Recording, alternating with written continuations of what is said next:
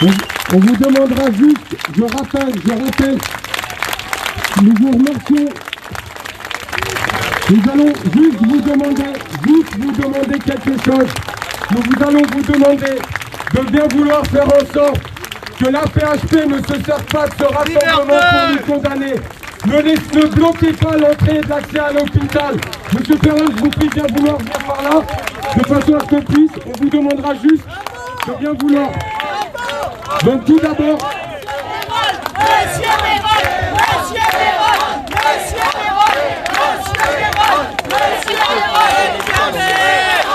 Alors, s'il vous plaît, je vous remercie. Je vous demanderai juste quelque chose. Je vais me permettre, nous allons commencer le rassemblement. Je vais commencer par la chose suivante. Je vous demande s'il vous plaît, de bien vouloir respecter l'entrée de l'hôpital de façon à ce qu'on ne puisse pas nous reprocher que nous avons empêché les premiers secours ou les malades de pouvoir accéder dans notre hôpital. C'est très important pour l'image de notre établissement. Voilà. Alors, je vais m'adresser donc au nom du collectif du personnel qui soutient Christian Perron. Nous avons décidé aujourd'hui de nous rassembler pour contester la décision qui a été prise par M. Hirsch. Vous devez tous savoir que M. Perron est une personne, que nous respectons son personnel. C'est une personne qui est aimée aussi bien par les patients, vous en êtes la preuve. Aussi bien pour le personnel qui est présent aussi, vous en êtes la preuve. Moi-même, je partage. Par contre, nous ne voulons, je vous l'annonce, nous ne voulons aucune récupération politique. Nous ne voulons aucune récupération complotiste, ou tous ces mots qui sont à la mode actuellement. L'objet de ce rassemblement, à la demande du personnel, c'est pour condamner trois choses. La liberté d'expression, qui n'est plus possible en France. Maladie tropicale. Je pense qu'il y a quand même un avis par rapport à une infection. On m'a dit non monsieur, ce n'est pas possible. Non, non. Attends, là on est en train de bloquer l'hôpital. Oui, venez là-bas, venez. Parce que là on bloque tout et on va foutre le bazar. Venez. Venez. Quant à la liberté d'expression. Bonjour monsieur Perron, professeur Perron. Je cite. Venez. La Cour européenne des droits de l'homme. Regardez ce que j'ai mis. A déjà Nous ne pouvons l'accepter et nous de la le ferons payer aux liberté responsables. académique qui autorise notamment les universitaires à exprimer librement leurs opinions sur l'institution ou le système au sein duquel ils travaillent, ainsi qu'à diffuser sans restriction le savoir et la vérité. Moi je suis le Perron n'a jamais eu la Douglas 777, je suis un média indépendant aussi. Vous allez prendre la parole, vous allez interview prendre la parole et puis on va faire une interview après. Laissez-le passer. Laissez-le passer. Le capital va dans l'hôpital. Le capital va dans l'hôpital. de ses fonctions de chef de service. Je vais donner le micro à M. Perron. Merci. Aujourd'hui, la décision qu'a prise M. Hirsch à l'encontre de M. Perron ne fait qu'alimenter les thèses complotistes. La décision prise par M. Hirsch. M. Hirsch a dit que M. Perron n'était pas un martyr. C'est M. Hirsch aujourd'hui qui en a fait d'un martyr de M. Perron. À travers cette sanction, sans aucun respect des règles. Je vais passer le micro à M. Perron. Je tiens aussi à signaler, pour éviter toute récupération, M. Perron n'est ni à l'origine de la pétition, ni à l'origine du rassemblement. Ce rassemblement, c'est le personnel, parce que nous aimons M. Perron. Merci pour ce discours. Merci, Georges. Non, mais c'est ça qui me gêne. Vous êtes merveilleux. Ça fait depuis 1994 que je suis chef de service. Je ne le suis plus depuis une semaine. Monsieur Perron, s'il vous plaît. Vous pouvez vous retourner. Mais c'est l'hôpital du handicap, l'hôpital des démunis que l'on va fermer parce que l'annexe qu'on va faire en Bresse-Paré ne pourra pas accueillir les handicapés alors qu'ici il y a tous les lycées pour les handicapés. Il y a tout. Donc c'est une honte qu'on fait aux handicapés. Bon, c'est peut-être pas un rapport avec la Covid, mais je tenais à dire merci. Je suis fier de travailler avec tout le personnel de l'hôpital Raymond Poincaré. Vous êtes toute une équipe, une famille. Vous êtes absolument fantastique. Et nous vivons depuis 10 mois un cauchemar. Nous rentrons en dictature sanitaire. L'Assemblée nationale a un projet de loi pour supprimer toutes les libertés. Si vous ne serez pas vaccinés, vous ne serez des citoyens de seconde zone. Il faut réagir. La Covid, c'est un virus qui maintenant n'est plus très dangereux, sauf pour des personnes à risque qu'on peut parfaitement traiter. On a plein de traitements qui marchent à presque 100% s'ils sont donnés précocement. Donc c'est un prétexte qui est totalement honteux. Alors je voudrais dire que pourquoi on me sanctionne? On me sanctionne parce que j'ai soigné. J'ai soigné avec mon équipe les patients, on les a guéris, on a eu des très bons scores de succès, ce qui a fait des jaloux. Et du coup, on veut me tuer parce que à Garches et à Marseille, Garches et Marseille sont les deux. Il est trop près, il est trop près, voilà. Garches et Marseille sont... Ça marche? Oui, si, on a... Mettez-le là-haut, parce qu'il est trop près du micro. Essayez de mettre là-haut. Garches et Marseille sont les deux endroits de France, je suis désolé, où il y a eu le moins de décès parmi les patients hospitalisés. Ça fait des jaloux.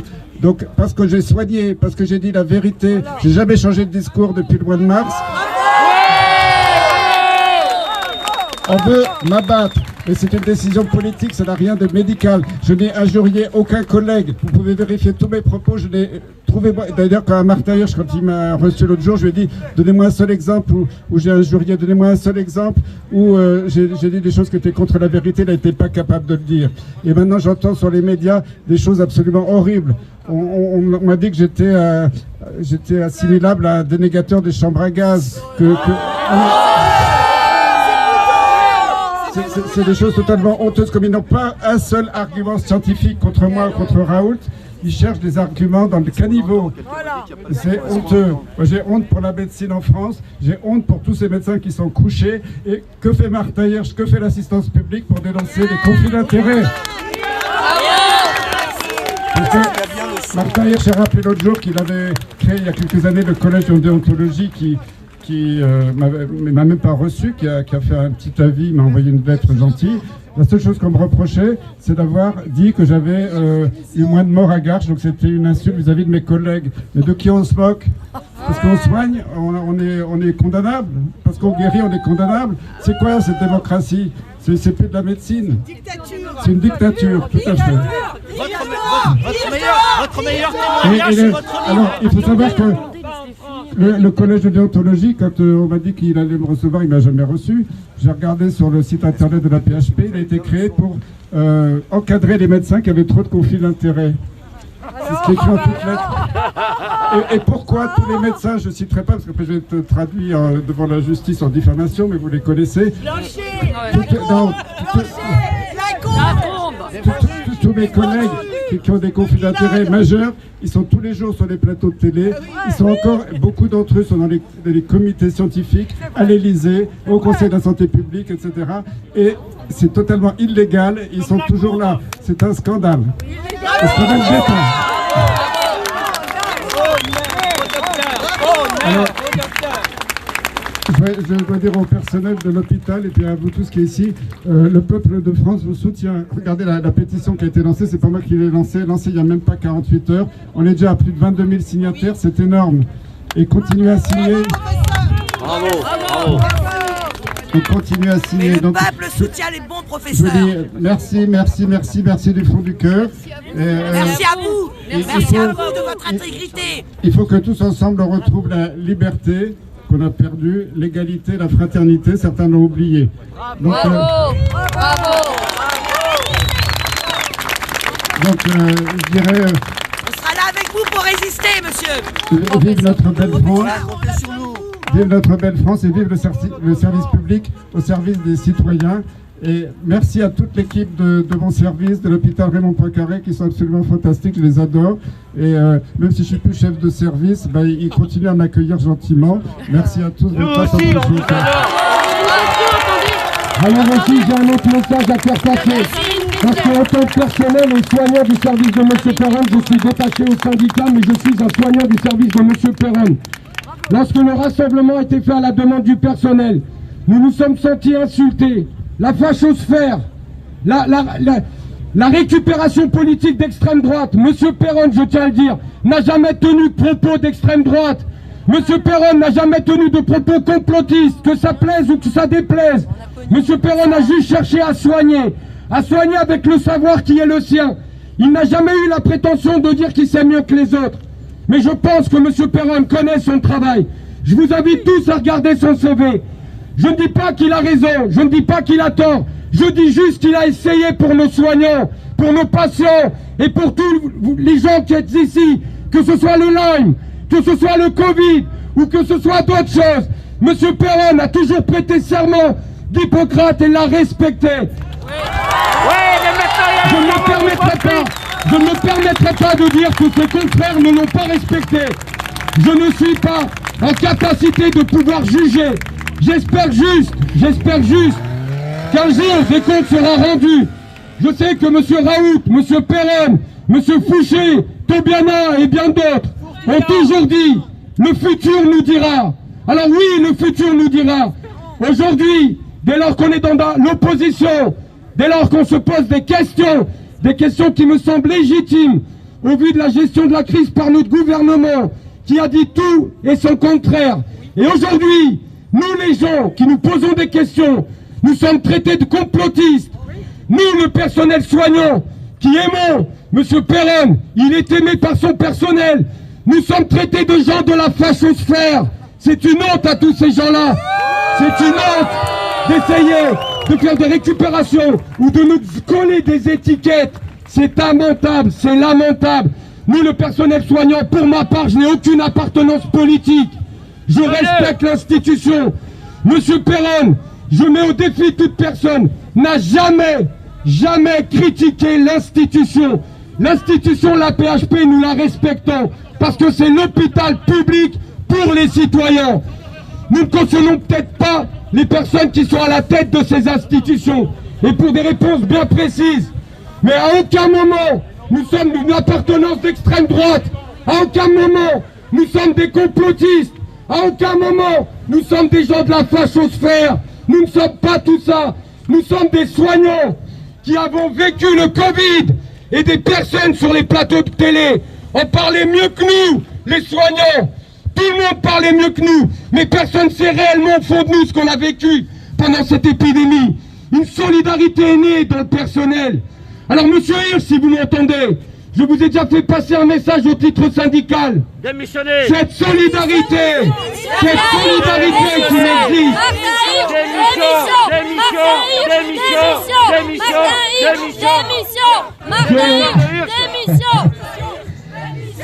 J'ai déjà entendu ces slogans-là lors de nombreuses manifestations, tout comme je l'ai entendu aussi lorsqu'il y a eu une jetée de la blouse. De nombreux médecins qui sont de la CME l'ont fait aussi au mois de janvier, ont demandé la démission de Martin Hirsch. Je ne me prononcerai pas aujourd'hui, parce qu'aujourd'hui, moi, je suis là pour soutenir monsieur Perron. Je suis là pour soutenir l'homme. Je suis là pour soutenir quelqu'un qui veut soigner et qui n'a jamais eu la prétention de dire qu'il connaît mieux que les autres. Je veux juste que la vérité soit rétablie. Aujourd'hui, je vois beaucoup de personnes donner leur avis, mais ce sont des gens qui n'ont pas compétence. Soyez comme nous, le personnel soignant. Nous n'avons pas compétence à traiter les patients. Ça, c'est les médecins qui le font. Nous avons vu ce qui se passait dans les services. Nous avons vu, à Vidal 2, nous avons utilisé l'hydroxychloroquine. Je suis pas là pour dire si ça marche ou ça marche pas. Je sais ce que nous avons vu. Je sais le regard des patients que nous avons eu. Je sais les remerciements que monsieur Perron a eu. Donc aujourd'hui, ce qu'on demande, c'est un vrai débat contradictoire. C'est ce que demande la population. Un débat contradictoire avec de vrais journalistes d'investigation, avec de vrais médecins et pas à 10 contre 1. Ça s'appelle de l'acharnement. Mais avant tout, l'objet du rassemblement aujourd'hui, c'est de demander à monsieur Hirsch d'annuler la décision qui a été prise à l'encontre de monsieur Perron. Les médias, le syndicat national des médecins hospitaliers Force ouvrière, lui aussi a les mêmes interrogations que nous sur la liberté d'expression pour un praticien universitaire. Donc nous ne voulons pas de cette pensée unique qui interdit à toute personne de pouvoir se positionner. Aujourd'hui, je ne vois personne qui s'interroge sur nos enfants de 6 ans qui sont à l'école et qui portent ce masque. Personne ne s'intéresse. Personne ne s'intéresse aux suicides qui sont dus aux fermetures, au massacre de notre économie. Personne ne s'y intéresse. Personne ne s'y intéresse aussi à nos enfants qui viennent d'accéder à la faculté, où les études sont mises à mal. Nos commerçants qui sont à 2 doigts de mettre la main sous la porte. Nous voulons et nous demandons un vrai débat contradictoire avec des spécialistes et pas du 10 contre 1, du 1 contre 1.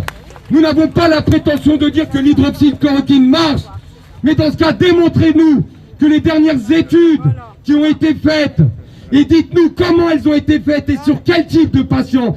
C'est entre spécialistes que vous devez régler ça. Ne nous prenez pas en otage, nous, la population. Ne vous servez pas de M. Perron, ou de M. Raoult, ou de M. Fouché, ou bien d'autres, pour dire que c'est eux qui nous orientent vers le complotisme. C'est faux. C'est toutes les décisions contradictoires, les unes comme les autres, qui font qu'aujourd'hui une majorité, une population, pardon, un ensemble de populations ouvre les yeux. Mais cet ensemble de populations ne sont pas des complotistes. Ce sont des gens aussi qui ont perdu des êtres chers. Ce sont des gens éveillés. Ce sont des gens qui veulent des débats contradictoires. Voilà, je voudrais passer aussi le micro à du personnel qui voudra avoir un message de soutien. Monsieur Perron, je voudrais vous poser une question. Tournez-vous, s'il vous plaît. Puisqu'il faut tomber la blouse, je vous donne ma blouse tout de suite. On va monter le haut-parleur. Voilà, s'il y a des gens qui ont un message à faire passer, un message de soutien pour Monsieur Perron. Allez, oh, Monsieur Perron, vous êtes beau. Mais cette blouse, elle vous appartient et le badge qu'il y a dessus, il vous appartient. Vous avez travaillé dur pour ça. Et juste un petit commentaire. Je suis complotiste, je suis rassuriste, mais il y a un nouveau mot que j'adore. Je suis questionniste. Parce que je pose des questions. Et François, je vois François Parrer du syndicat des médecins hospitaliers qui est là, je voudrais lui passer la parole. Bien, Ça marche plus. François Parrer. Ça marche plus le micro. Une question à vous poser. Voilà, donc pour ceux qui nous rejoignent, nous sommes en direct ici, donc avec le professeur Perron, en direct de l'hôpital Raymond Poincaré de Garches. Voilà, donc pour ceux qui ne sauraient pas, le professeur Perron qui a été démis par Martin Hirsch récemment, voilà, en sa qualité de chef du département, chef de service du département maladies infectieuses et tropicales. Ah oui, ben nous aussi donc, énormément. Voilà, bravo, ça marche. Donc merci Est-ce qu'on Georges. peut reculer, laisser de l'espace, s'il Qui est vous plaît. venu C'est trop près là. Voilà, venez par là, venez pour par ce là. soutien. Voilà. Laissez de la place, faites de l'espace, s'il vous plaît. Mettez-vous face à professeur, mettez-vous face à nous. Bah, mettez-vous face à nous. plutôt, voilà. Non mais ça résonne. Non, je voulais juste Ah ouais. donner la parole. Oh là là. Non, venez par là plutôt. Venez par là. Venez par là plutôt. C'est pas bon, ça fait trop d'ondes. Donner la parole au docteur François Parrer. C'est dommage. Un ami qui a travaillé pendant des années dans l'hôpital, qui est un heureux retraité maintenant, mais qui a toujours été un militant de la justice, des droits de l'homme, et qui est dans le syndicat national des médecins hospitaliers. Monsieur Perron, on n'entend rien derrière. Voilà, c'est Georges qui sabote tout là. Ça marche là? C'est bon? Vous m'entendez? Voilà, oui. Bon, je passe la parole à François Parrer, le médecin qui était médecin dans l'hôpital. Voilà. Merci Christian. Cher Christian Perron, chers amis qui êtes rassemblés ici, avec enthousiasme, avec détermination, je dois vous dire, en tant que médecin honoraire des hôpitaux de Paris, ayant exercé les 28 dernières années de ma carrière dans cet hôpital prestigieux, Raymond Poincaré, où j'exerçais comme médecin légiste et anatomopathologiste, mais également, je voudrais m'adresser à vous comme syndicaliste, c'est-à-dire comme étant membre du syndicat national des médecins hospitaliers Force ouvrière. Je m'adresse à vous également comme étant attaché au droit. Et je dois dire, pour introduire directement mon intervention, que la levée des sanctions contre le professeur Péronne doit être faite. Nous l'exigeons. Immédiatement. Levée immédiate.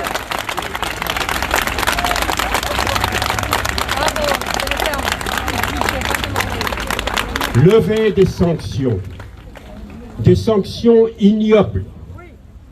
Pourquoi? Car le droit a été bafoué. Le droit pour les médecins de prescrire, le libre droit de la prescription, le libre droit d'échanger entre nous, médecins, nos expériences. Car enfin, la médecine s'appuie sur des données scientifiques. Mais la médecine n'est pas une science. La médecine est un art et surtout, la médecine s'appuie sur l'expérience. L'expérience de tous les médecins. Absolument. Et cette expérience individuelle, au tout début de la connaissance, doit être échangée. Notamment lorsqu'il s'agit d'une maladie nouvelle. Inconnue de nous, que nous cherchons, comme l'a fait Christian Péronne, à comprendre les mécanismes, à essayer les traitements. Nous ne sommes pas à dire que nous détenons la vérité. Non, mais certains nous empêchent de dire notre vérité. Notre vérité, ça veut dire quoi? Ça veut dire pour tout homme honnête, pour tout médecin honnête, de dire ce que sa conscience profonde exige. C'est cela notre vérité. C'est cette vérité-là que l'on nous empêche de dire et qu'on voudrait nous bâillonner.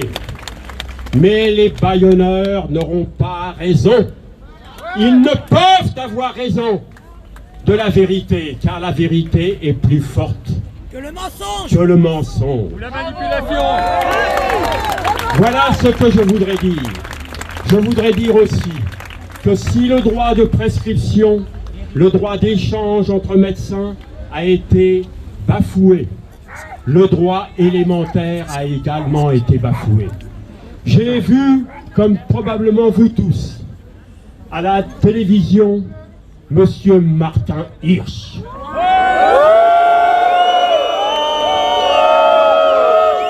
Monsieur Martin Hirsch s'expliquait dimanche sur LCI pour dire qu'il avait raison.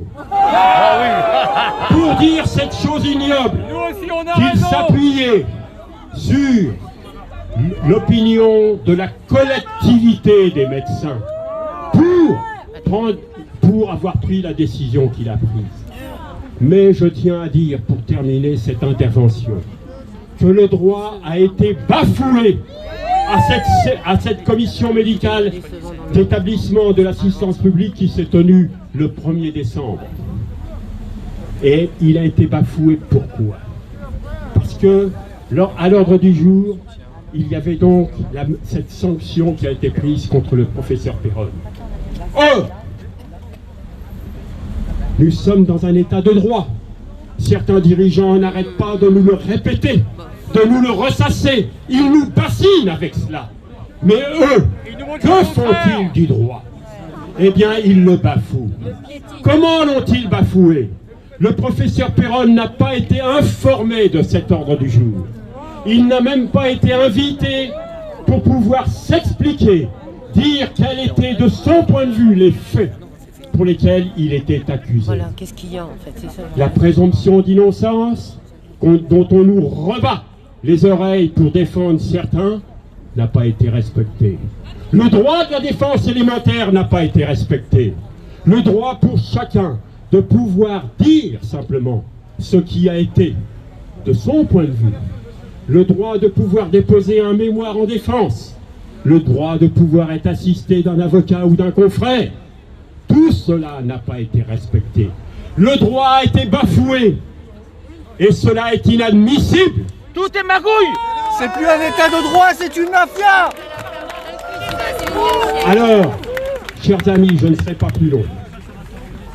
Et je vous appelle à continuer ce combat pour la levée des sanctions contre le professeur Péronne. Je vous remercie.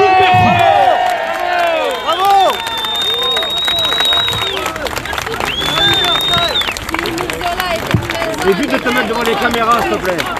Parce qu'on travaille là.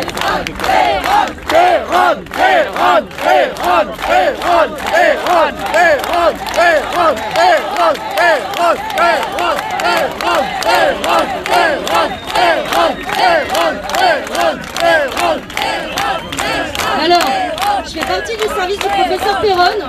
Je suis aide-soignante et on tient aussi à souligner qu'on le soutient parce que c'est un très bon professeur, c'est un très bon médecin et que ça fait 13 ans que je travaille dans son service et 13 ans que je ne suis pas déçue.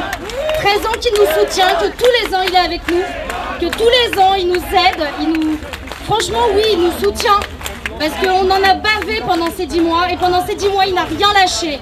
Pendant ces 10 mois il a été là dans les couloirs à nous soutenir. Et franchement, on trouve ça inadmissible ce qu'ils font. Alors professeur Péronne, au nom de toute l'équipe de Vidal 2, merci à vous pour tout ce que vous avez fait pour nous et on vous soutient. On ne vous lâchera pas. Bravo, bravo. Monsieur Péronne, quelqu'un voudrait vous poser une question. Allez-y, monsieur. Je souhaiterais poser une question au professeur Péronne.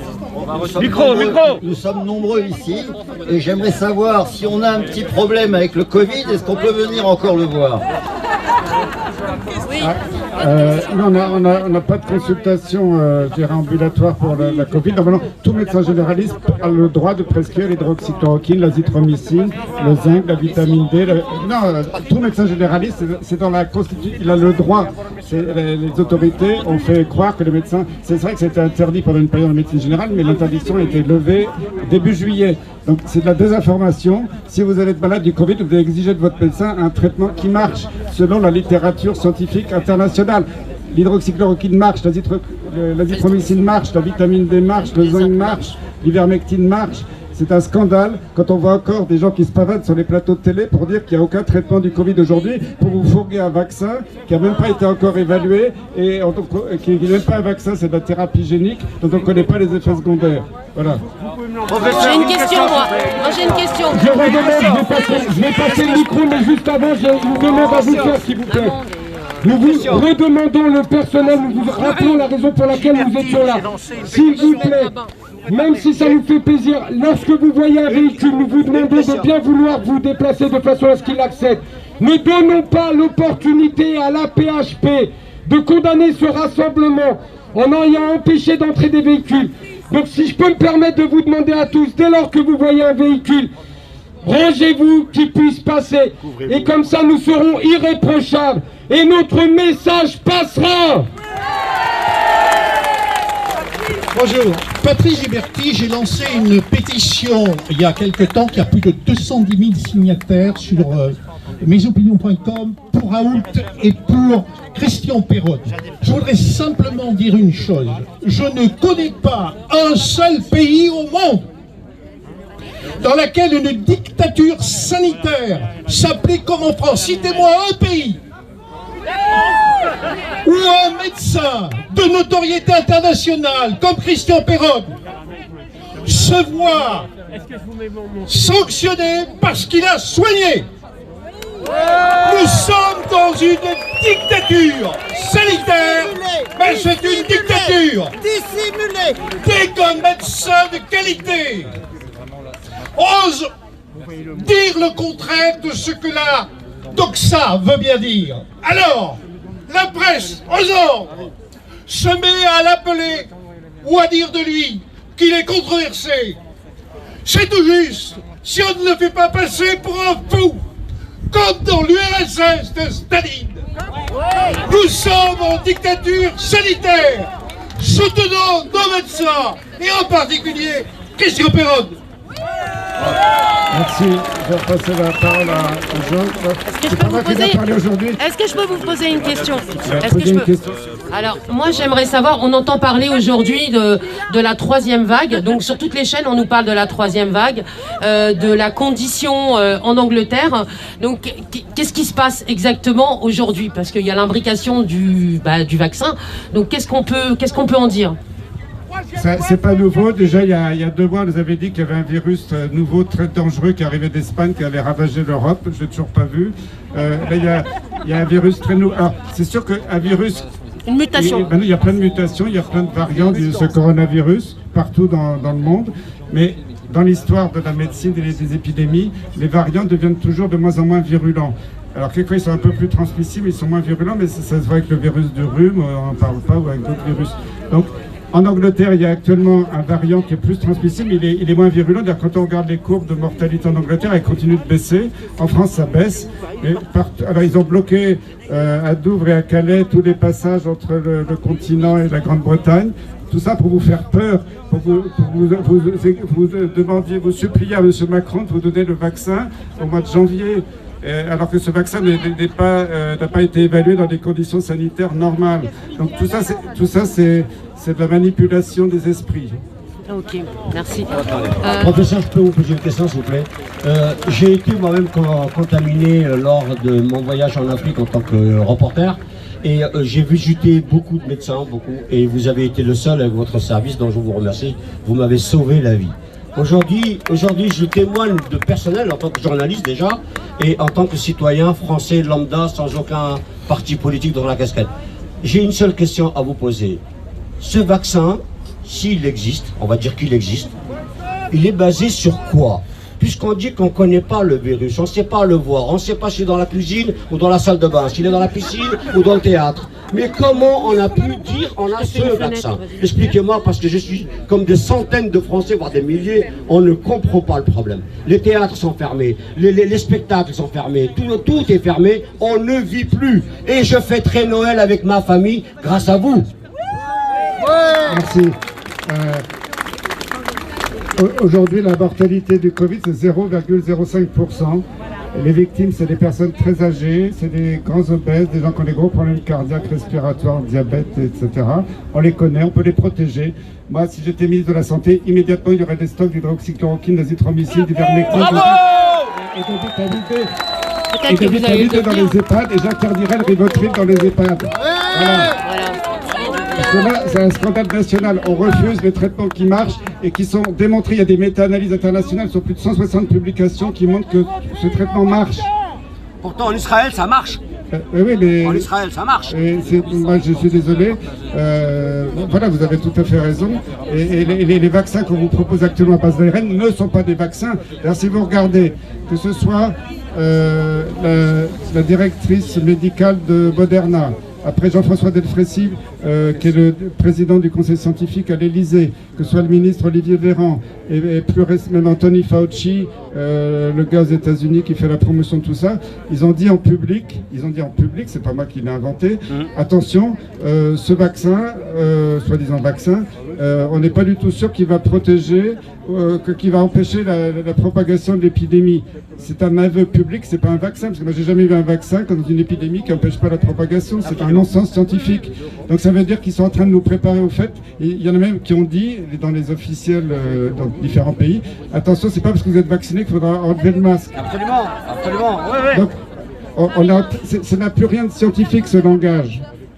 Et pour moi, c'est terrible. Une autre question, vas-y. Une petite question, professeur Perron, à nouveau. Qu'est-il devenu des autres maladies? La grippe notamment, toutes les maladies infectieuses, toutes les maladies, enfin crise cardiaque, etc., mais aussi toutes les maladies qui arrivent généralement avec l'hiver, on n'en parle plus. J'ai même entendu un pseudo, les fameux pseudo-spécialistes voilà, qui apparaissent sur les médias, on ne sait pas trop comment, on ne sait pas trop d'où ils arrivent, par qui ils sont recrutés, nous dire que s'il n'y avait plus finalement de cas de grippe, c'était grâce au masque. Voilà. Donc, alors, est-ce que ça veut dire que ad vita aeternam, on va devoir porter des masques parce que ça nous protégerait, soi-disant maintenant, pendant des années, il y a eu des épidémies de grippe, on nous a jamais parlé de masques, on nous a jamais parlé, on n'a jamais fait peur aux gens, on leur a jamais dit qu'il fallait qu'ils signent des autorisations pour pouvoir sortir, pour pouvoir se déplacer, pour pouvoir aller faire un câlin à leur grand-mère, etc. Et puis, mais que se passe-t-il? Que se passe-t-il? Effectivement, c'est un problème parce qu'aujourd'hui, la mortalité n'est pas pire que beaucoup de virus respiratoires saisonniers qu'on a eu depuis des décennies. décennies.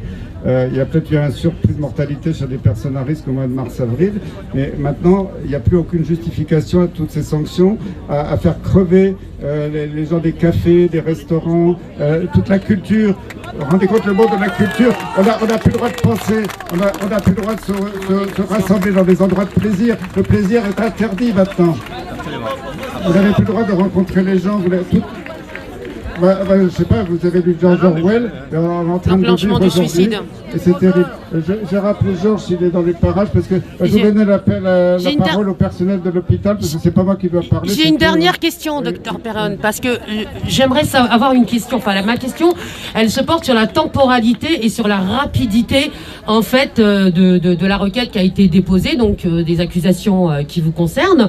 Comment se fait-il que ça a été aussi vite? D'habitude, l'ordre des médecins, il y a une temporalité, ça va pas aussi vite.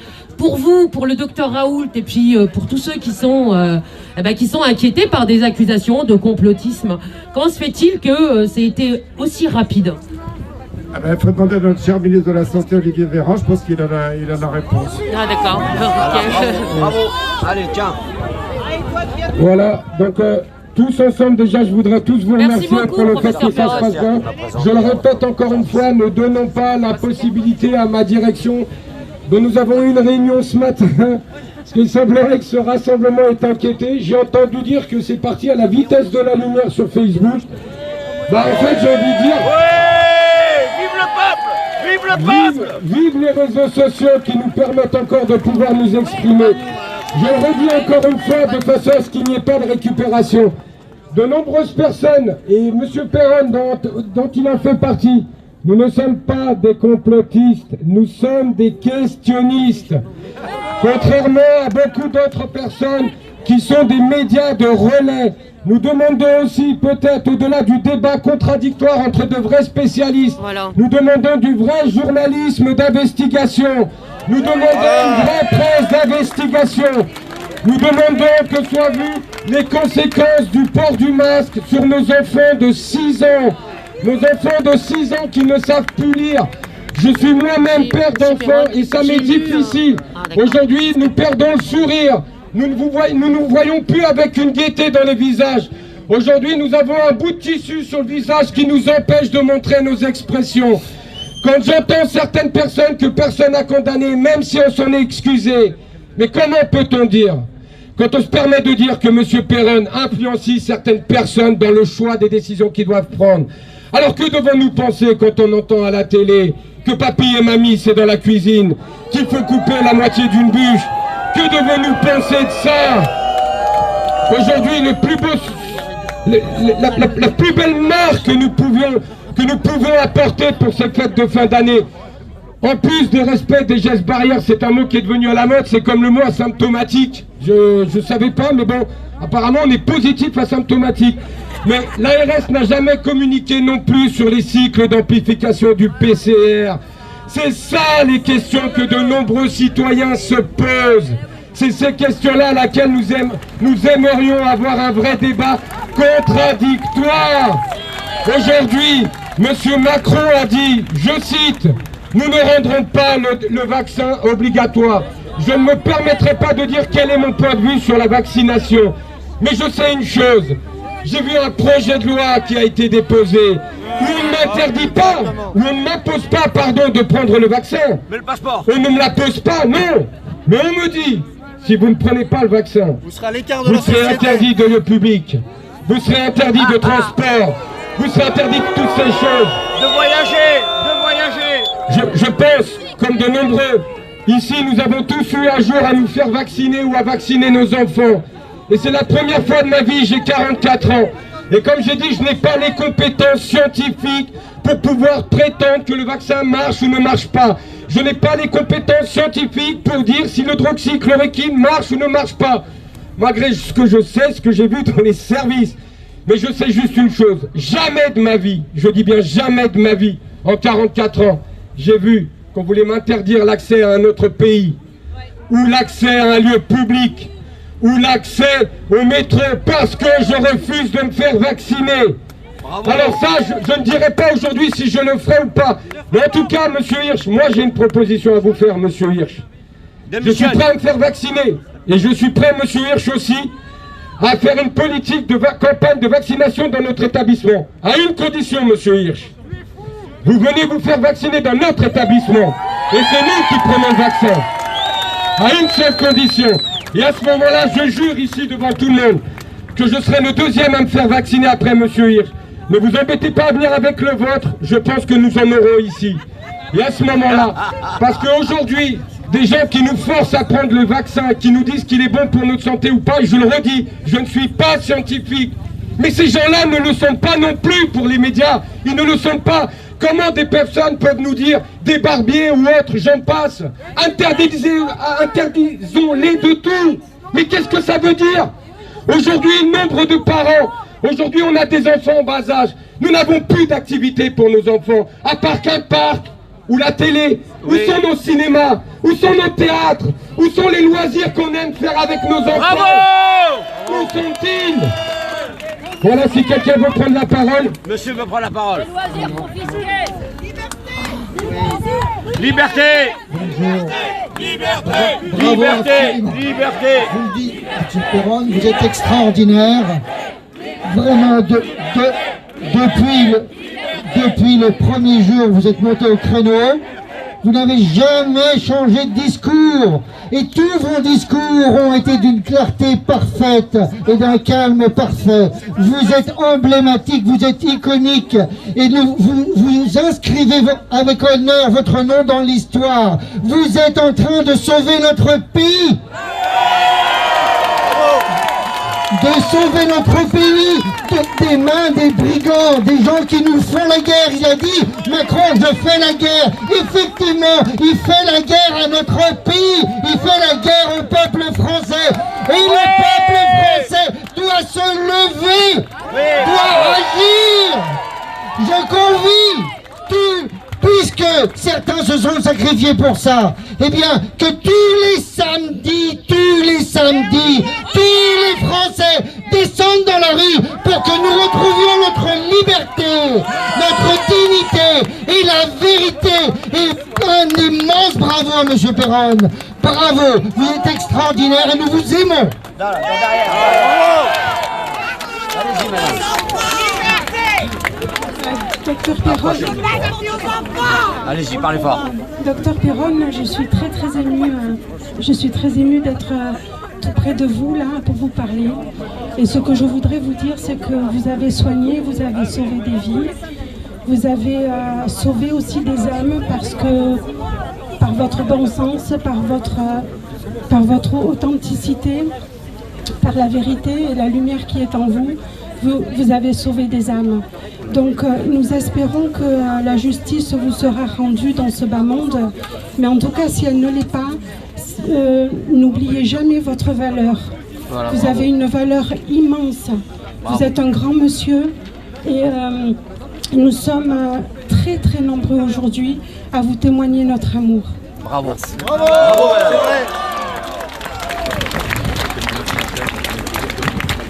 Est-ce que quelqu'un veut poser une question ou passer un message de soutien de personnel à M. Perron? Merci. Monsieur Perron, justement, je me posais la question, pourriez-vous nous tenir au courant de ce qu'il en est de la plainte, puisqu'il m'a semblé lire que le Conseil d'ordre avait été saisi. Par contre, on ne connaît pas les griefs. Peut-être êtes-vous au courant des griefs? Je ne suis pas au courant. J'ai reçu une lettre de Patrick Bouet, le président du Conseil national de l'ordre des médecins, comme quoi j'allais être convoqué un jour, pour je ne sais pas quelle raison, ça n'avait pas exposé, devant le conseil disciplinaire. Disciplinaire, c'est que j'ai commis une faute très grave. Par rapport à Hold Up. Et alors, il y a un communiqué là aujourd'hui on était 6 médecins dans la charrette. Voilà. Donc on va être conduit à l'échafaud. Parce qu'on a soigné, parce qu'on a dit la vérité. C'est une honte! On sera là. C'est honteux! On a asile psychiatrique. Dehors la mafia! Dehors la mafia! Docteur Perron, j'ai entendu dire que c'était à cause de Hold Up. Bonjour à tous, je suis ravie de vous rencontrer, professeur Perron. Merci au nom de tous les gens présents ici et au nom de ma famille. J'aimerais, en votre présence à tous, demander aux Français une chose. Donc l'anesthésie du premier confinement étant passée, quand est-ce que la prise de conscience va-t-elle s'exprimer dans la rue? Quand est-ce que les Français vont sortir de cette léthargie qui s'est emparée d'eux? Où est passé le Gaulois réfractaire? Et 2021 ne doit pas ressembler à 2020. Alors je vous invite à tous prendre vos responsabilités, à ouvrir vos yeux. Il en dépend et il en va de l'avenir de nos enfants. Merci beaucoup. Bravo! Bravo! Merci.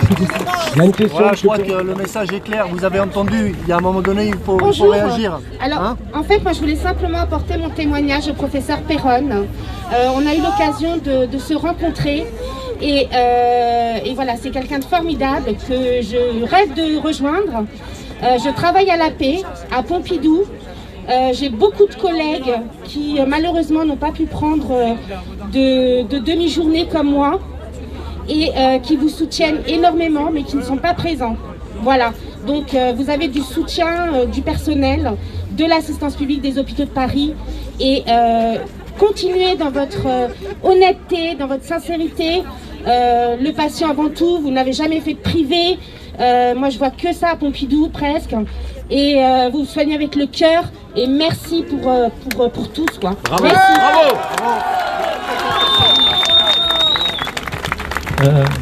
Professeur Perron, on est tous ravis d'être là auprès de vous aujourd'hui. Et j'ai envie juste de dire une chose. J'espère qu'ici, il y a des médias qui ont pignon sur rue et qui passent dans cette télé que j'appelle la télé poubelle.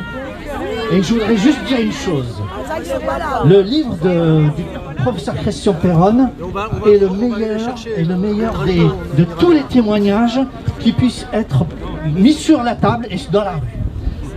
Alors, puisque ces gens-là vous attaquent en permanence et ils veulent vous salir, ils n'ont qu'à s'attaquer à vous, puisque dans le bouquin, vous osez dire des choses, eh bien, qu'on débatte directement de votre bouquin, qu'on débatte de ce que vous avez, qu'on vous donne une tribune en direct, un soir d'écoute à 20h, et qu'on vous donne la parole et qu'on vous mette en face des gens qui soient à votre hauteur. C'est ça que j'ai envie de dire. C'est tout ce que j'ai envie de dire.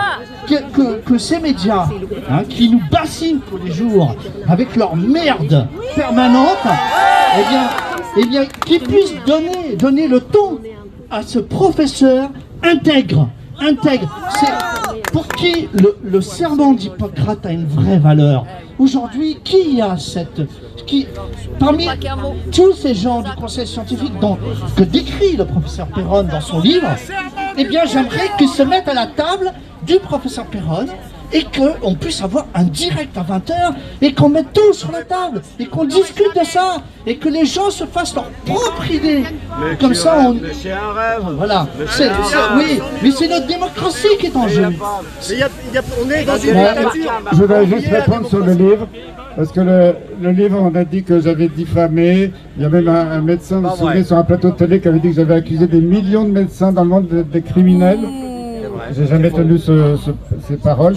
On a déformé totalement mes propos en disant que j'allais être attaqué en justice pour diffamation. Je vous rappelle que le livre a été publié à la mi-juin. J'ai eu 0 attaque, de 0 avocat, de 0 institution en diffamation. Parce que tout ce que je dis, c'est pas moi qui le dis. J'ai fait parler les gens. Vous devriez les attaquer en justice. J'ai fait parler le président de la République, j'ai fait parler les ministres, j'ai fait parler les infectiologues. C'est eux qui ont dit. Et quand ils disaient n'importe quoi et tout, ils sont contraires à 15 jours d'intervalle, j'ai rapporté leurs propos. Donc mon livre, c'est juste... j'ai rapporté ce qu'on observait. C'est pas moi qui les ai attaqués. J'ai attaqué personne. Et j'ai attaqué personne nommément dans sa pratique. J'ai eu aucune infraction au code de la déontologie. Je tiens à le redire devant le Conseil de l'Ordre aujourd'hui parce qu'ils vont peut-être m'écouter. Et si j'ai quelquefois cité certains médecins qui avaient des conflits d'intérêts, c'était de notoriété publique, il y a les preuves. Et je vous rappelle qu'en droit, quand quelque chose est prouvé, il n'y a pas de diffamation. En droit, quand quelque chose est prouvé, il n'y a pas de diffamation. C'est la réalité. Donc, qu'on vienne de montrer que j'ai diffamé quiconque, je pense qu'ils ont du boulot. Bravo. Bonjour professeur Perron, moi je suis chauffeur de taxi depuis 42 ans, donc et je connais les hôpitaux parce que je transporte voilà. Et je dis qu'une chose pour le professeur Perron, pour moi quand je le vois dans les yeux, il est humain. Voilà, c'est ça qu'il faut dire, il est humain. Et ce mot-là vraiment c'est le mot que je ressens, humain, fatigué parce qu'il a tellement de pression de partout, mais il faut le... Voilà, humain, HDI, humain dégage l'inhumain. Voilà. Hashtag je soutiens Perron. Monsieur Perron, vous êtes notre chef de service. On voulait vous soutenir.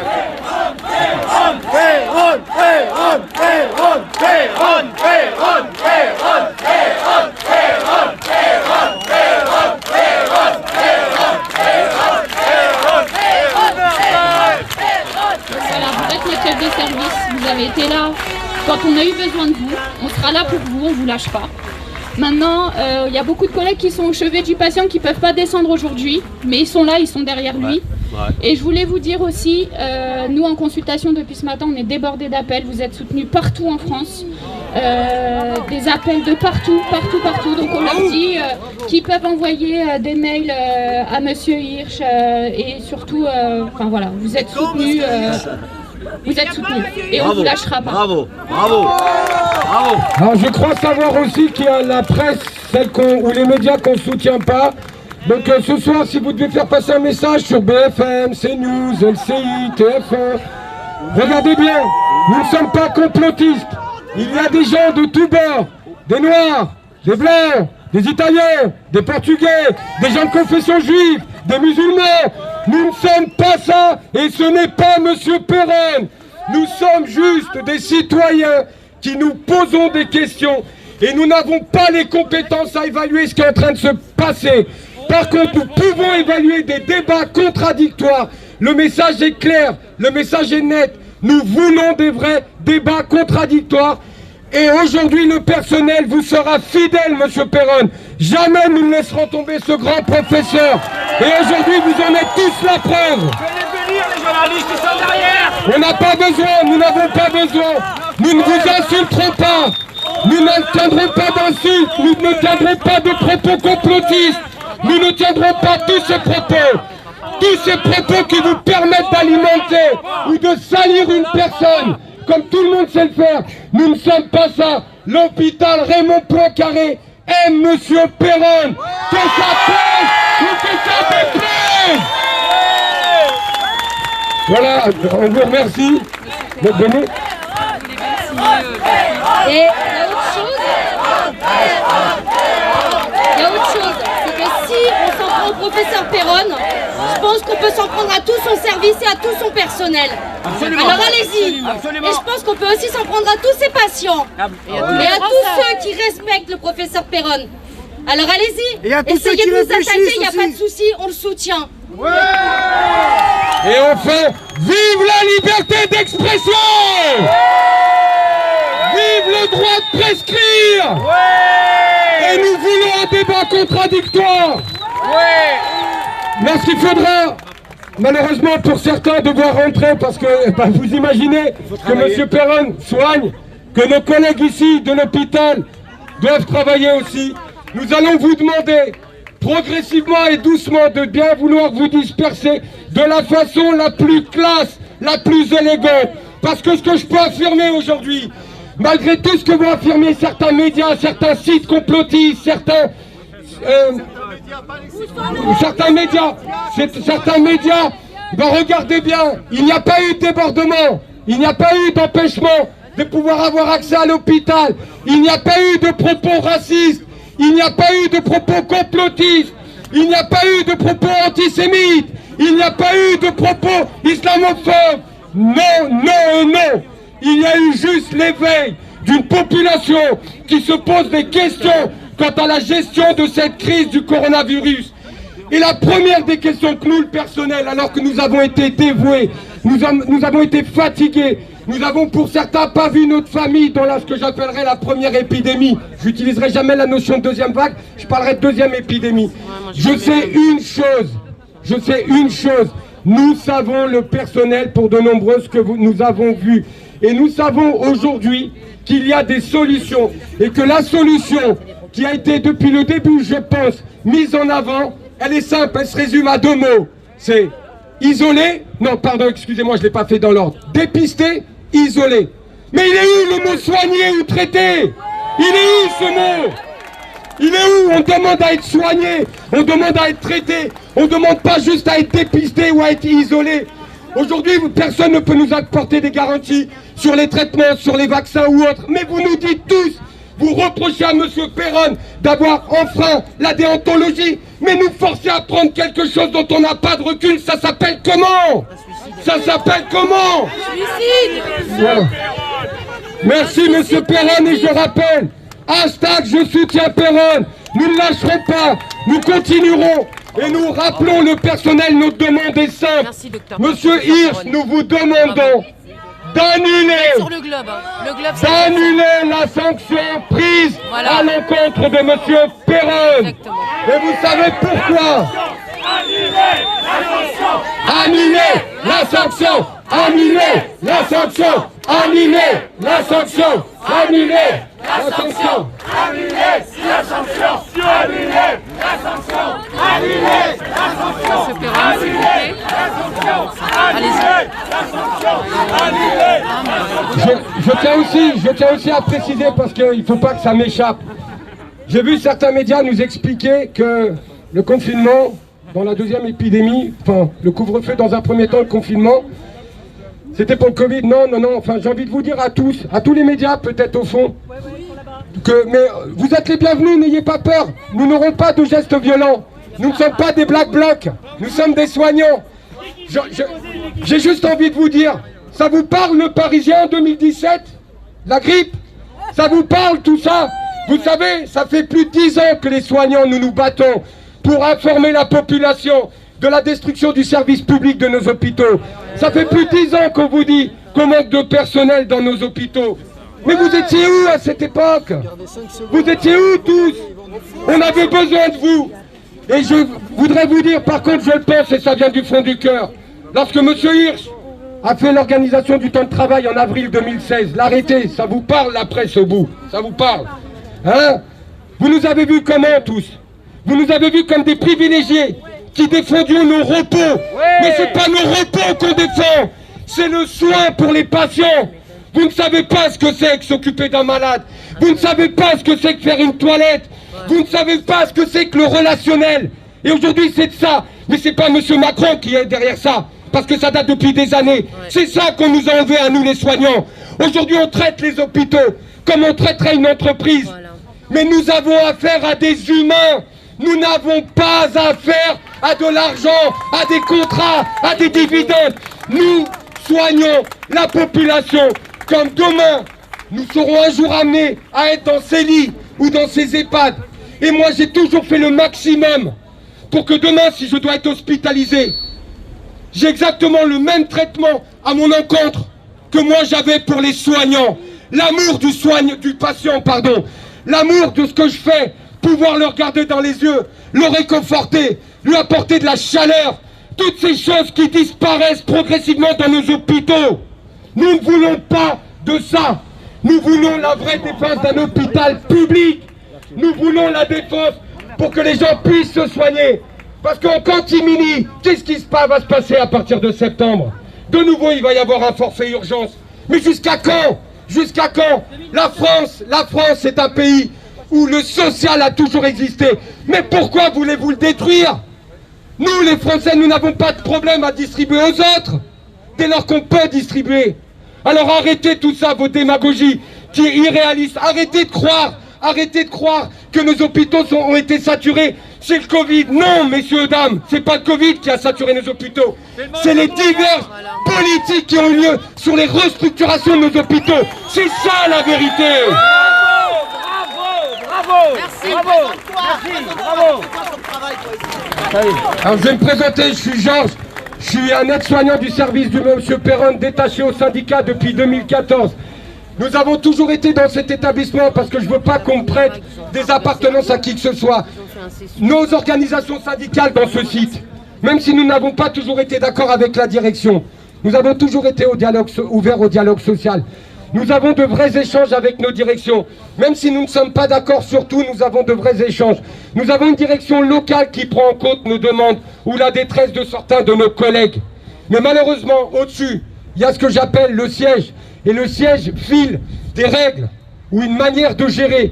Et malheureusement, c'est ce que j'appellerais la maltraitance institutionnelle. Ce ne sont pas nos cadres qui décident d'être méchante avec nous ou de nous imposer des choses. C'est malheureusement la pression qu'on leur donne. Et le problème, il vient pas d'en bas. Le problème, il vient d'en haut. C'est d'en haut que les pressions se répercutent vers le bas. Ces propos ne m'appartiennent pas. Mais voilà ce que j'ai envie de dire. Donc à la presse qui est au fond, n'ayez pas peur. Il n'a jamais été demandé que le moindre citoyen ici, présent en soutien de M. Péronne, vous saute dessus, vous agresse ou vous insulte. Non, non, nous ne sommes pas ça, l'hôpital Raymond Poincaré. Nous sommes l'hôpital du handicap. Le premier hôpital avec ses spécificités. Et nous sommes fiers, tout comme M. Péronne est fier, d'appartenir à l'hôpital Raymond Poincaré. Voilà. Je voudrais compléter ce que tu viens de dire, qui est vraiment très vrai. À messieurs et mesdames les journalistes au fond de la foule, sachez bien que vous aussi, un jour, vous pouvez tomber malade, un jour, vous pouvez glisser dans un virage, et l'hôpital Raymond Poincaré sera heureux de vous refistoler, comme vous dites. Alors, s'il vous plaît, ayez un peu d'indulgence à ce bon hôpital que je connais depuis 42 ans et qui m'a permis de marcher et de voyager à travers le monde. J'étais il y a quelques jours en Israël et je peux vous dire que le professeur Péronne, non seulement il est respecté, il est écouté, mais surtout il est beaucoup lu. Messieurs les journalistes, ne croyez pas que vous êtes les seuls à tenir la plume du monde. La plume du monde, c'est aussi les autres pays en Afrique, au Maghreb et partout dans l'Orient. Alors s'il vous plaît, aidez la justice, la vérité, aidez ceux qui croient en quelque chose de vrai. Et M. Péronne en est le symbole. Et c'est vraiment, si vous l'attaquez, vous attaquez le plus beau symbole, la liberté. J'aimerais juste dire quelque chose en fait à la France tout simplement. C'est vrai que si à chaque fois qu'il y avait eu des manifestations contre les restructurations de nos hôpitaux, parce que l'hôpital c'est nous, l'hôpital nous appartient en réalité, eh bien on n'en serait pas ici aujourd'hui. J'ai envie de dire autre chose. À un moment donné, quand la planche à billets de la BCE elle fonctionne à tout va et qu'on ne reverse pas les milliards qu'il faut pour les hôpitaux, pour pouvoir en fait recevoir les patients, eh bien c'est de la maltraitance, c'est effectivement de la maltraitance d'État. Croyez-vous, citoyens français, que l'État vous veut du bien aujourd'hui, alors qu'il vous masque la bouche, au lieu d'apporter ce qu'il faudrait pour vous soigner? Croyez-vous qu'il vous veut du bien, alors que les milliards ont coulé à flot? Les milliards ont coulé à flot, mais presque pas un centime pour nos hôpitaux. Et c'est pour ça qu'il faut sortir, parce que là, ça va crescendo et ça va beaucoup plus loin. Et je vous garantis que si vous mobilisez pas aujourd'hui, et pour Raoult, et pour le professeur Péronne, mais aussi pour nos enfants qui portent le masque, pour les enfants asthmatiques qui sont exclus des écoles, pour toute cette maltraitance d'État, eh bien, ça veut dire que vous acceptez, parce que le masque, c'est aussi le taux de docilité de la population. C'est aussi dire jusqu'où on peut aller. Donc, avec le professeur Péronne et avec les hôpitaux, avec la science, avec la vérité, avec la liberté. Merci. Bravo! Bonjour professeur, donc je représente les Gilets jaunes constituants. Je vous remercie, nous vous soutenons évidemment depuis le début. Moi j'ai une question, comment mettons fin à la corruption au sein du Conseil national de l'ordre des médecins? Quand même mettons fin, nous on a une proposition, un mandat impératif et révocatoire pour chaque personne au sein de ce conseil. Deuxièmement, un audit permanent et transparent avec des médecins, qu'ils soient des médecins de l'hôpital ou des médecins libéraux, qui sont pris au hasard et qui vont pouvoir faire fonctionner ce nouveau conseil de la santé citoyen et transparent. Qu'est-ce que vous en pensez? Merci. Suppression des ordres. Moi, je ne peux pas me prononcer sur le Conseil de l'ordre, mais globalement, je pense que toute personne qui a un conflit d'intérêt devrait être virée de toute commission, quelle qu'elle soit. Que ce soit le Conseil scientifique à l'Élysée, le Conseil de la santé publique, l'autorité de santé, le Conseil de l'ordre des médecins, partout. Je ne veux pas stigmatiser l'un ou l'autre. Normalement, c'est dans la Constitution et il faut virer des plateaux de télé tous les médecins qui ont des conflits d'intérêts majeurs, qui n'ont pas le droit. Normalement, ils n'auraient pas le droit de s'exprimer, mais tous les jours, ils la ramènent. C'est un scandale d'État. Ils sont couverts par le gouvernement et ça, c'est tout à fait anormal. C'est quasiment contre les lois de la République. Bravo! Donc voilà, on va vous redemander, donc on va de nouveau affirmer notre soutien à l'annulation de la sanction. Et ensuite, je suis désolé de vous annoncer, nous allons reprendre nos activités dans les services.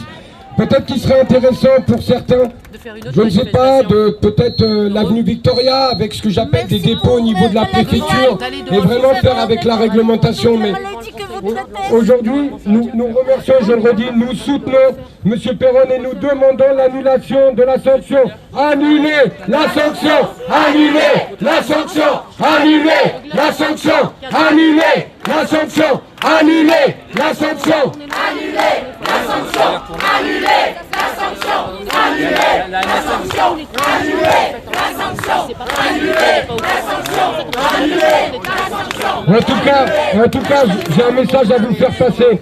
Ce matin, donc, comme je vous l'ai dit, nous avons été convoqués par la direction. Ce n'était pas du tout ni dans un point de vue disciplinaire, ni dans un but de nous interdire. Au contraire, la direction ne s'est pas opposée au rassemblement qui est, je le rappelle et je le redis, une demande du personnel.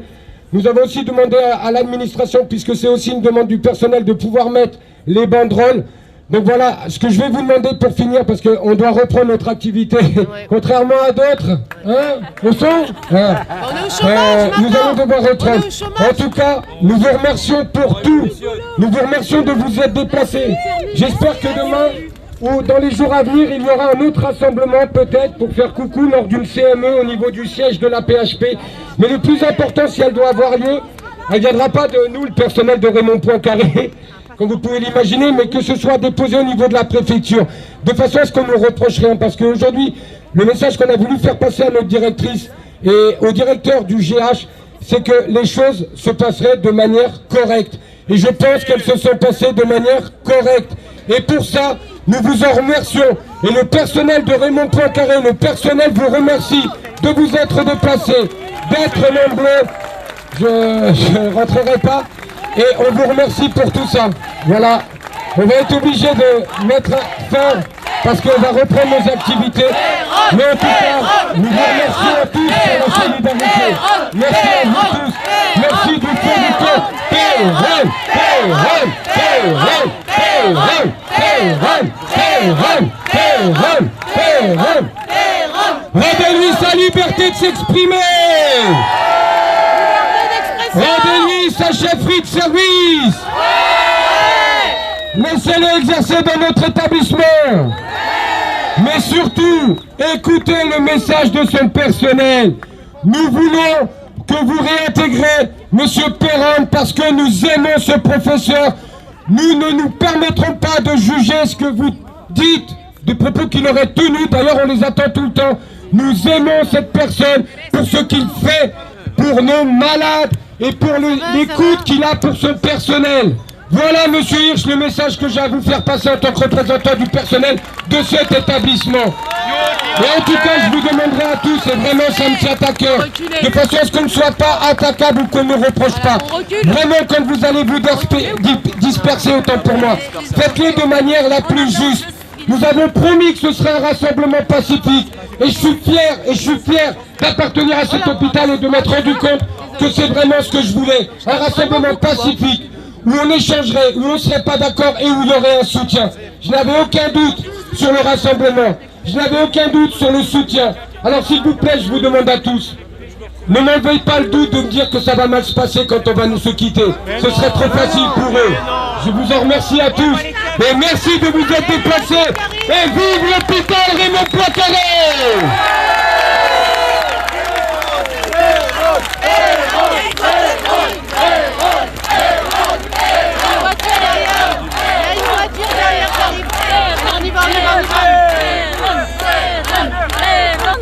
Alors voilà, comme vous avez pu le voir, ça se termine. Évidemment, comme vous avez pu le voir. Ouais. Là, nous, je pense que bon, tout le monde veut des questions. On va s'extraire parce qu'ils ont demandé gentiment. Qu'on puisse partir. Donc c'est vraiment honteux donc ce qui se passe. Vous avez vu? Donc évidemment il y a les gilets jaunes. Voilà.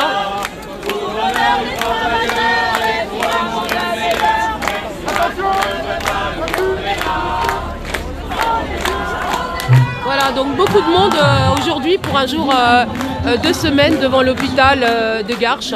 Donc comme vous avez pu le voir, effectivement, il connaît même pas, il n'a même pas encore les chefs d'accusation sur les poursuites.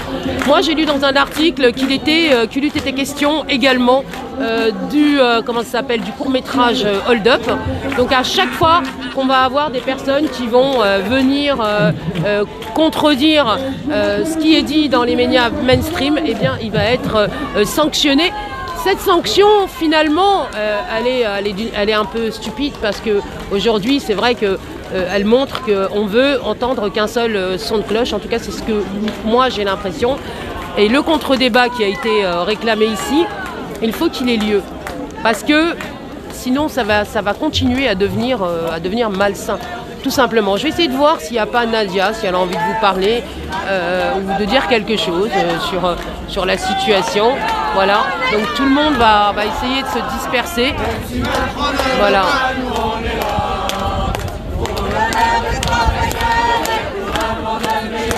Voilà. Donc vous avez entendu. Alors, je vais voir s'il y a des commentaires vite fait.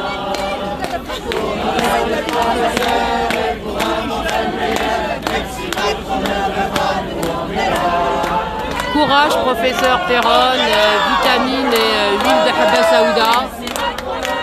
Dictature de la pensée, bah oui, c'est exactement ça. Et plus on avance, plus on se rend compte que on est dans ce triptyque-là de la dictature de la pensée unique, et qu'il ne faut surtout pas dire. Et en gros, il ne faudrait pas dénoncer les conflits d'intérêts, il faut absolument rien dénoncer. Et vous avez vu avec la nouvelle loi sur le secret des affaires aussi. Donc voilà, il y a plein de choses choquantes comme ça qui sont en train de sortir. Le passeport vert, voilà, il n'y a pas d'obligation vaccinale, mais en l'occurrence, on vous privera d'un grand nombre de vos libertés. C'est triste, c'est vraiment triste. Donc c'est en pourparlers, attention, ce n'est pas mis en œuvre encore. Mais quand vous avez des plateaux de télé comme BFM ou CNews qui commencent à en parler, c'est pour le mettre dans l'esprit des gens, hein, vous l'aurez compris. Donc, ou en tout cas pour essayer d'influencer la gouvernance. Vaccin le 27, oui. Alors, il va y avoir dans les EHPAD, je ne sais pas si tout le monde sera d'accord, il va y avoir un début de vaccination. Donc voilà. Nous, on va se mettre là, parce que je ne trouve pas les filles. Si je trouve les filles, je ferai un autre live. Et là, je vais vous... Je vais quitter le live et écoutez, partagez au maximum, likez aussi parce que c'est pas en concordance. Il n'y a que 134 likes et ça c'est pas normal. Il faut continuer de liker, continuer de partager. Voilà, c'était un rassemblement exceptionnel avec des témoignages exceptionnels comme vous avez pu le voir et une mobilisation qui continue d'arriver ici sur place, même si en réalité nous allons devoir quitter ce rassemblement.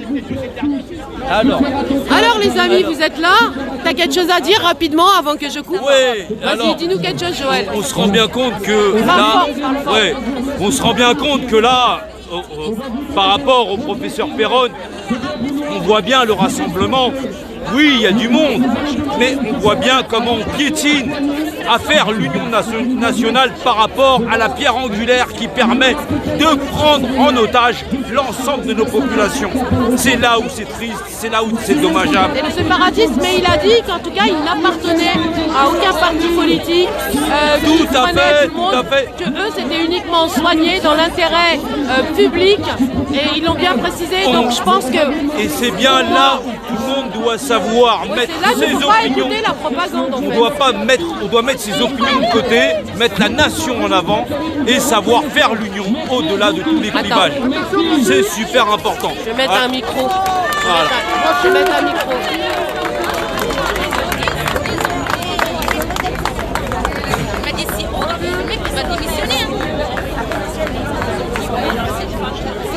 Voilà, ne quittez pas. Je vais te mettre un micro parce que tu vas parler dedans parce qu'en fait on n'entend pas bien. Oh, on a la voix qui porte. Donc quand même. Je pense que de toute façon on va quand même pas tarder. rapidement. Oui, on va pas les... Et si, vas-y, tiens. Pas trop longtemps parce que je vais le couper, après je pourrais pas le mettre sur Odyssée. D'accord. D'accord. Ouais, comme d'hab. Donc oui, on voit bien par rapport au problème du Cap Péronne, aujourd'hui, ce qu'on a du mal, ça n'est pas effectivement de trouver des gens valeureux qui se mettent effectivement en avant, mais bien le peuple à faire l'union nationale au-delà de toutes les formes de dissidence, à défendre et à faire l'unanimité dans la nation. Oui, nous sommes nombreux, oui, mais pas assez, parce que effectivement nous avons su inonder Paris pour telle ou telle action, alors que Péronne a dénoncé la pierre angulaire qui permet à cette gouvernance de nous prendre totalement en otage. Tu parles de conflit d'intérêts? Oui, de conflit d'intérêts qui leur permet effectivement, sous effectivement la réappellation du type même de pandémie, puisqu'effectivement il faut savoir que le terme a été modifié, non pas par rapport aux pandémies qu'on était censé avoir avant en termes de mortalité, mais bien par rapport au fait d'être répandu plus ou moins comme un rhume serait une pandémie, comme effectivement nos box à la maison seraient une pandémie. Ils ont réorchestré, effectivement réaffirmé la notion de pandémie dans un cadre qui leur serait profitable. Oui, nous avons affaire à des gens qui ont des conflits d'intérêts, cela est dénoncé, mais c'est à la population aussi de s'en rendre compte, mais aussi à toutes les formes de dissidence.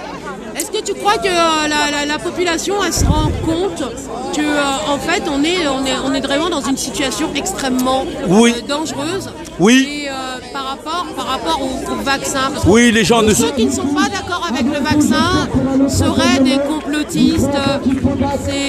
Oui, mais c'est une situation inédite. Tout à fait, mais pour l'instant les gens préfèrent le moins pire au pire, voilà. Et comme on préfère le moins pire au pire, forcément tout empire. Oui.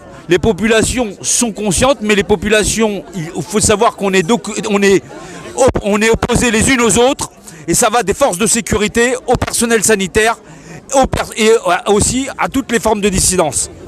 Je vais passer la parole à... Merci. Je te remercie, Joël. C'est moi. Je vais demander à Christian Cotten, qu'est-ce que tu as envie de dire, Christian, aujourd'hui, rapidement parce que bonjour, très vite. Voilà. C'était évident pour moi dans la mesure où je suis prêt.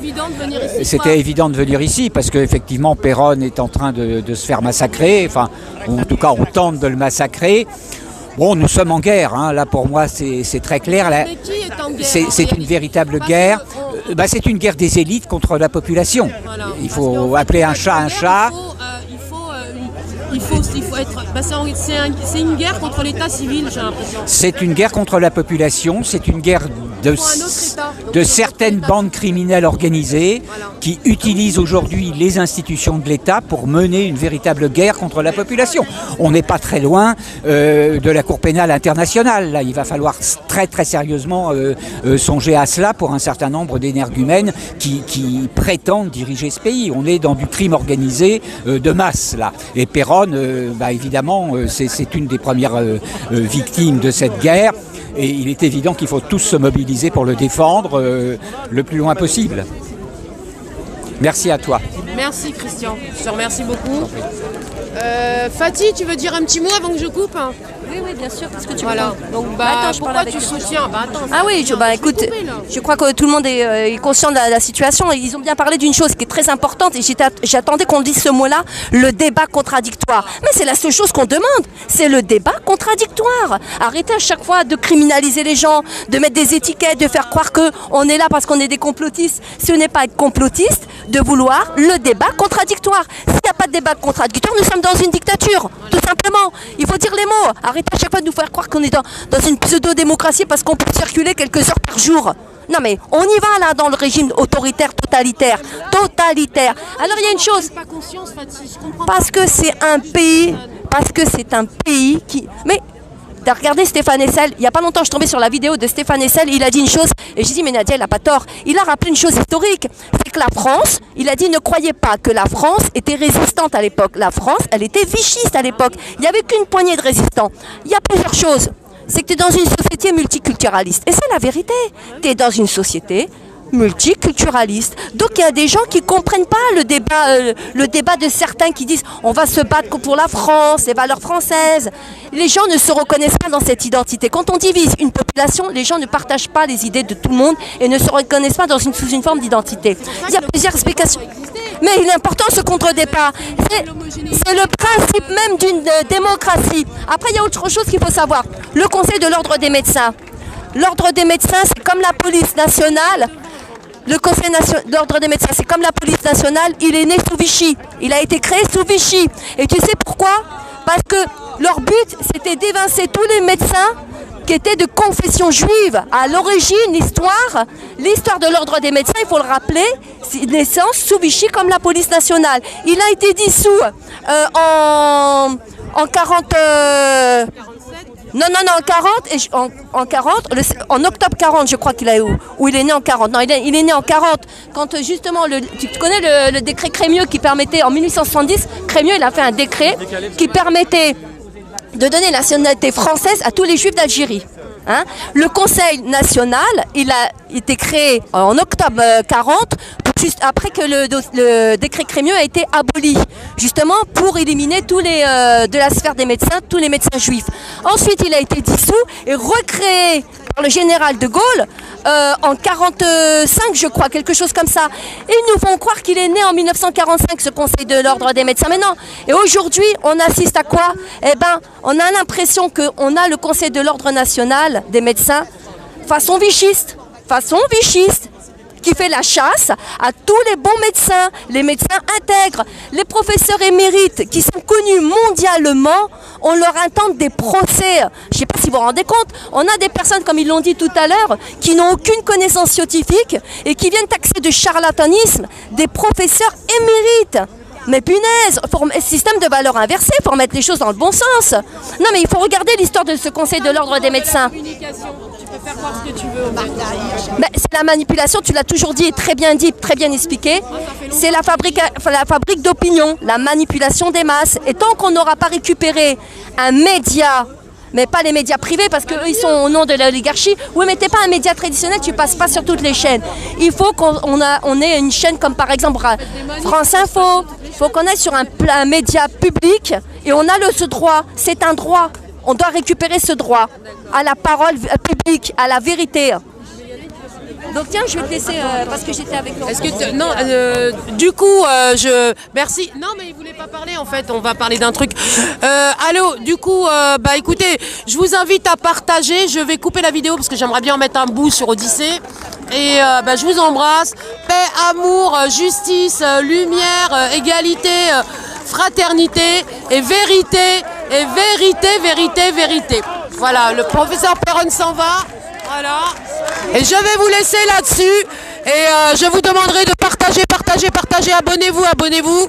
Voilà, vous êtes sur une chaîne qui est ultra censurée. Si vous venez d'arriver, abonnez-vous et partagez, likez. Voilà, à bientôt avec le Globe 777. Je vous dis à bientôt. Hier, ils ont soumis un projet de loi. Ah oui, vas-y, dis-le alors. C'est très important. Hier, il a été soumis une proposition de loi pour le passeport vaccinal. Et là, c'est très grave. Et ce fameux passeport vert qui a été soumis par... comment elle s'appelle? Valérie Sic. Oui, c'était soumis. Hein. Attends, mais tu te rends compte? On est en plein fête de Noël, donc ils vont passer ça en sous-marin pendant les fêtes de Noël. Ça a été proposé par qui, ce passeport vert? Par Valérie Sic. Valérie Sic qui dépend de quel parti? L'UDI. UDI. Attends, le passeport vert, c'est une idée qui nous vient d'où? D'Israël. UDI, il y a qui? Meir Habib, c'est lui qui a dû passer l'idée à sa copine Valérie Sic. Il s'est dit, vaut mieux que ce soit toi qui parle parce que si c'est moi qui le ramène, on va. Tu vois ce que je veux dire? Mais il est hors de question qu'on adopte ce passeport vaccinal. Ça veut dire que si tu n'as pas ton passeport, tu ne pourras plus travailler, tu ne pourras plus te rendre à l'extérieur. Tes déplacements seront confinés, mais absolument. Passeport vaccinal. Et là, c'est une proposition de loi qui a été soumise hier. Donc, il faut se mobiliser contre cette proposition de loi. J'espère que ça va être rétoqué. Proposition de loi voilà. Passée hier. Voilà. Dans la nuit, parlez-en. C'est Géna, Pensée Libre, qui nous dit ça. Merci Géna. Voilà. Merci. Donc, il faut étudier tous. loi 37-14, retenez-la, il faut en parler. Mais les médias n'en ont pas parlé. Comme ça va se passer. Pendant les fêtes de Noël, pendant que les gens seront en train de manger la dinde, et ben la dinde elle va se faire farcir. Et c'est nous les dindons de la farce, encore une fois. Ok, je te remercie beaucoup Fatih. Je vais vous laisser avec ce live et je vous dis à bientôt sur le Globe 777. Évidemment, n'oubliez pas de liker, de partager. Paix, amour, vérité, justice, partage, égalité et fraternité. Même si certains attaquent virulement ou je sais pas comment, violemment les droits de l'homme en ce moment et à tout égard, eh bien, je pense que les citoyens devraient quand même en prendre conscience. Voilà, je vous dis à bientôt. N'oubliez pas de partager, liker. Abonnez-vous, parce que là, il y a 766 personnes. Donc, mon écran à moi, sur mon live, c'est 766, d'accord ? 766 personnes. Vous devez avoir 30 ou 40 personnes sur YouTube. Si vous êtes câblé sur YouTube, eh ben, vous avez très peu de personnes. C'est exprès pour que vous puissiez quitter la chaîne. Mais en fait, mon écran, moi, il indique 770 maintenant. Et par contre, il n'y a que 160 likes. Donc, il faut continuer à liker. Il faut continuer à partager. Merci beaucoup. Et je vais essayer de mettre un bout de cette vidéo sur Odyssée. Ceux qui veulent prendre la vidéo, eh ben, évidemment, ils mettent les sources Le Globe 777. Voilà, parce que c'est le support de cette prod. Et je vous dis à bientôt avec Le Globe. Merci beaucoup de soutenir. Merci beaucoup de partager, de liker. Et merci beaucoup de vous réveiller.